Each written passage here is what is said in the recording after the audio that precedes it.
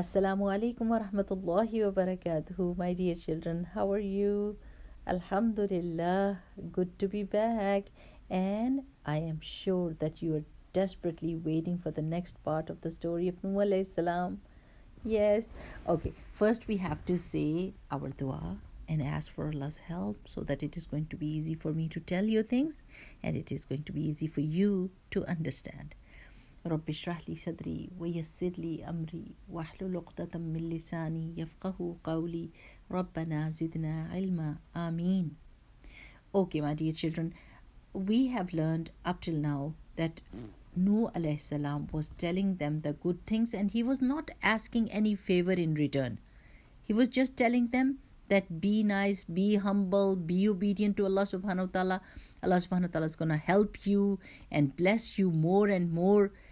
And all the good things that could have helped them, he was telling. But they wanted to do whatever they liked and they were not listening to Nuh alayhi salam. So Allah subhanahu wa ta'ala told Nuh alayhi salam to build a ship, a big, huge ship. It was all part of Allah subhanahu wa ta'ala's plan. So Nuh alayhi salam and the Muslims got to work right away. So they started to make a big boat. But there was no sea around. It was all the desert. The people who were disbelievers, they passed by making fun of Nuh alayhi salam and all the Muslims. They were laughing at them, saying, look at these fools. They are making the boat and there is no water around. But Nuh alayhi salam obeyed Allah subhanahu wa ta'ala and he trusted Allah subhanahu wa ta'ala. He did not ask any questions. He could have said, Allah subhanahu wa ta'ala, there is no water over here. Why am I making this boat? Why do I have to work so hard? No, he trusted Allah subhanahu wa ta'ala. So, Nuh alayhi salam was being mocked at by the non-believers, but he kept on doing what Allah subhanahu wa ta'ala asked him to do. Now what happened? The rain started to pour and the water was coming out of the earth and the flood came and Nuh alayhi salam asked all the Muslims to get onto the boat, and along with them came all kinds of animals of every kind. They came flying, hopping and jumping into the boat in pairs, right? The rest of the people stayed behind. They thought it was all a joke. But in front of their eyes, they saw the situation getting worse and worse. And who was safe?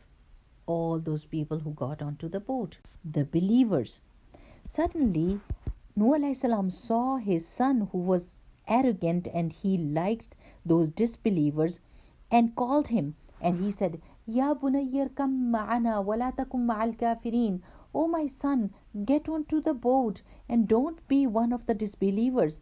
But he was still an arrogant person. He said, Sa'awi ila jabalin ya'simuni min al-ma. Soon I'm going to get onto the mountain and that is going to save me from the water. But that was not right, because soon what happened?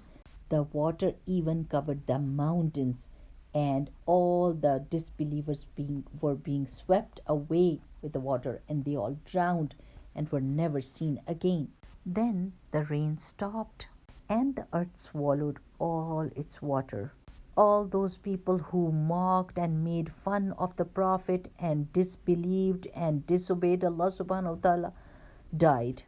And only those people were saved who were in the boat. And the boat was landed on a mountain between two stones because the waves were so high, so it got stuck in between the stones. Now all of the people from the boat and the animals, they came out and their new life started. What do we learn from the story? First of all, we never get discouraged by those people who make fun of us. Sometimes you must have seen that in the school when you are helping the teacher and you are obedient to the teacher, there are some people who are going to laugh at you and they are going to call you teacher's pet so that you are going to stop doing what you're doing, the good stuff. But you don't let go of it. You keep on doing what you're doing because you're doing the right thing.